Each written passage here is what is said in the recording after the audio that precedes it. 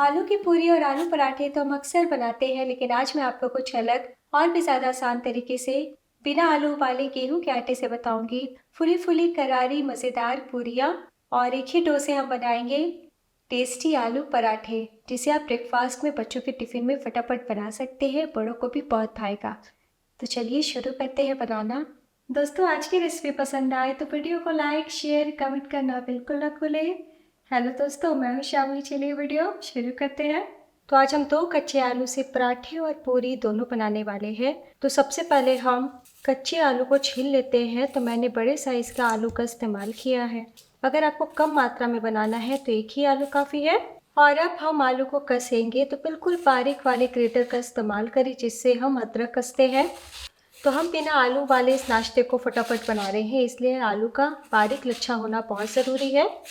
तो कच्चे आलू बहुत तेज़ी से काले पड़ते हैं, इसलिए हम तुरंत पानी में डाल देंगे और धो लेंगे। लेकिन उससे पहले मैं आपको कप से भी नाप के बता देती हूँ, क्योंकि आलू का साइज़ ना दोस्तों बहुत बड़ा भी होता है।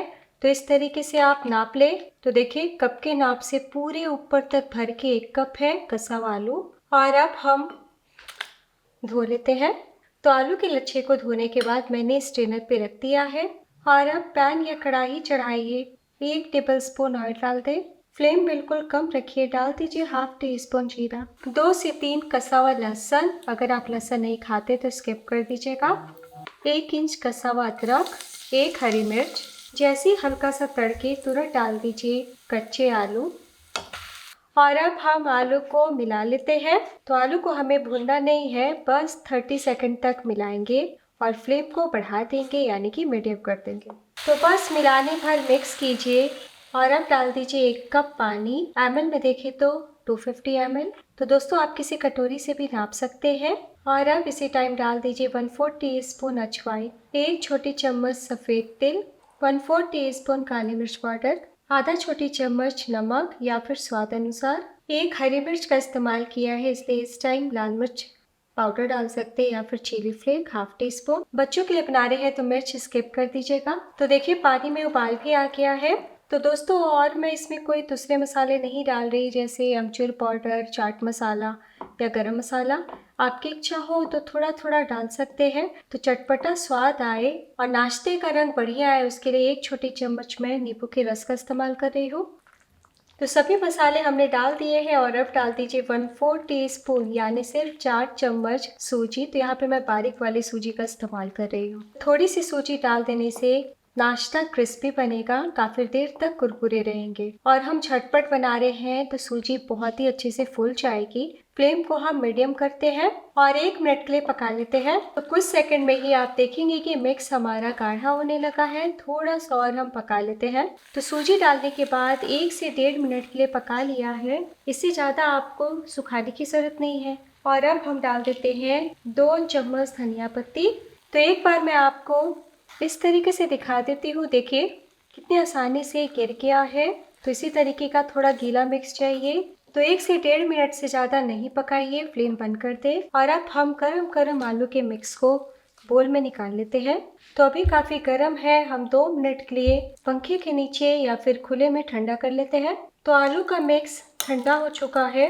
तो जब आप हाथों से छुएं तो हल्के से आपको गर्म लगेंगे। और अब हम इस टाइम डाल देंगे गेहूं का आटा। तो पूरा 1 कप डाल दीजिए, और ज़रूरत होगी तो थोड़ा आटा हम और लेंगे। और अब अच्छे से हम मैश करते हुए डो की तरह मिला लेंगे।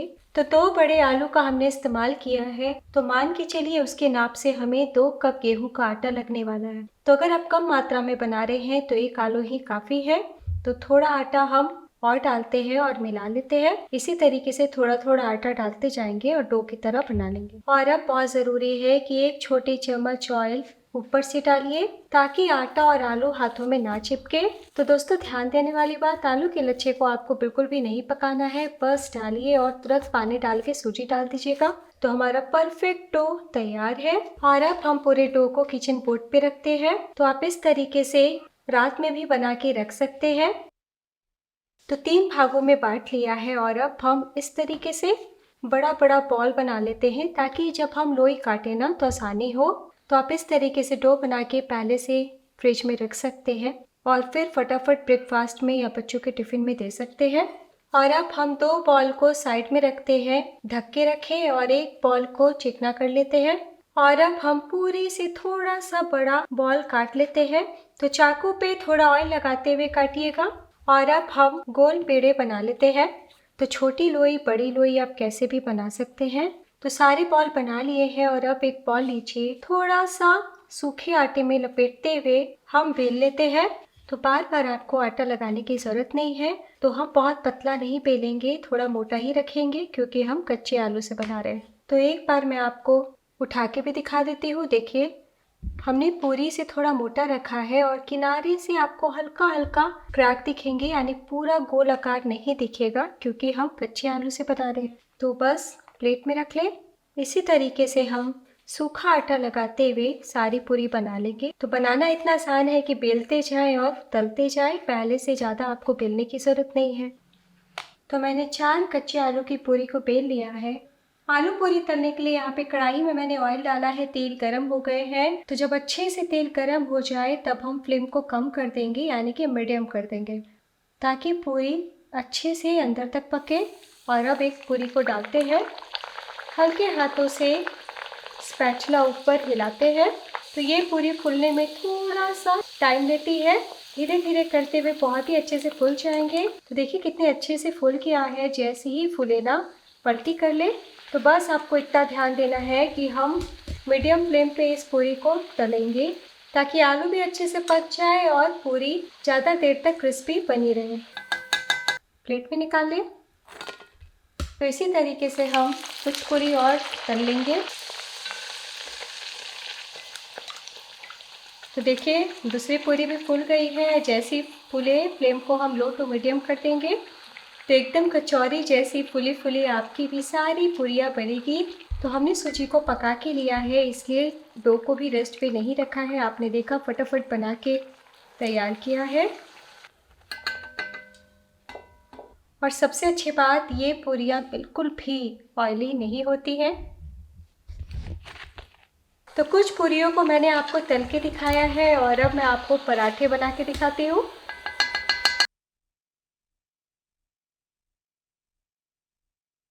तो बहुत ही स्वादिष्ट बने हैं। गर्मा गर्म चाय या चार, चटनी, दही काफ़ी है। तो पराठे बनाने के लिए हम थोड़ा बड़ा बॉल लेंगे और इस तरीके से आटे में लपेटते हुए हल्के हाथों से बेल लेते हैं।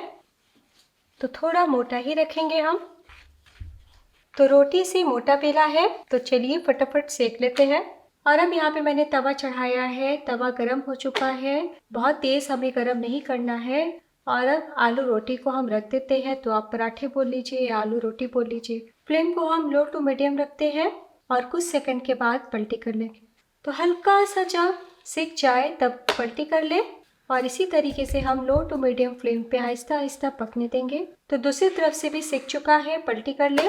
तो देखिए कितना प्यारा कलर आया है। तो अगर आप घी या ऑयल नहीं लगाना चाहते हैं तो इसी तरीके से किचन टॉवल से हल्के हाथों से दाबते हुए आलू रोटी की तरह सेक लीजिएगा। तो देखिए हल्का हल्का फूलने भी लगा है, पलटी कर ले। और अब हम थोड़ा घी लगा देते हैं। फ्लेम को मीडियम कर दे। देखिए कितने अच्छे से पूरा फुल के ऊपर की ओर आ गया है। को इतना ध्यान देना है कि जब अच्छे से सेक जाए तभी आपको घी लगाना है। तो है ना बहुत ही आसान। तो बस इसी तरीके से हम सारे पराठे बना लेंगे। अब मैं आपको दिखाती हूँ, ठंडे हो जाने के बाद भी इतनी ही करारे रहेंगे। तोड़ के दिखाती हूँ। देखिए कितनी क्रिस्पी है और बहुत ही अच्छे से पके हुए हैं। सारी पूरी आपकी भी इतनी ही लाजवाब बनेगी। तो आलू पराठे भी बहुत ही अच्छे बने हैं। तो मैंने दही के साथ सर्व किया है। अचार, धनिया की चटनी या चाय के साथ एंजॉय करें। और बच्चों को पूरी टिफ़िन बॉक्स में दीजिए, बड़े ही खुश हो जाएंगे। वीडियो के लास्ट में मैं आप सबसे रिक्वेस्ट करना चाहती हूँ, आप चाहे तो मुझे अपने page Shamli kitchen, Instagram Shamli kitchen पे फॉलो कर सकते हैं। नेक्स्ट वीडियो में मेरे साथ इसी तरीके से बने रहिएगा। तब तक अपना ख्याल रखिए। Bye, take care.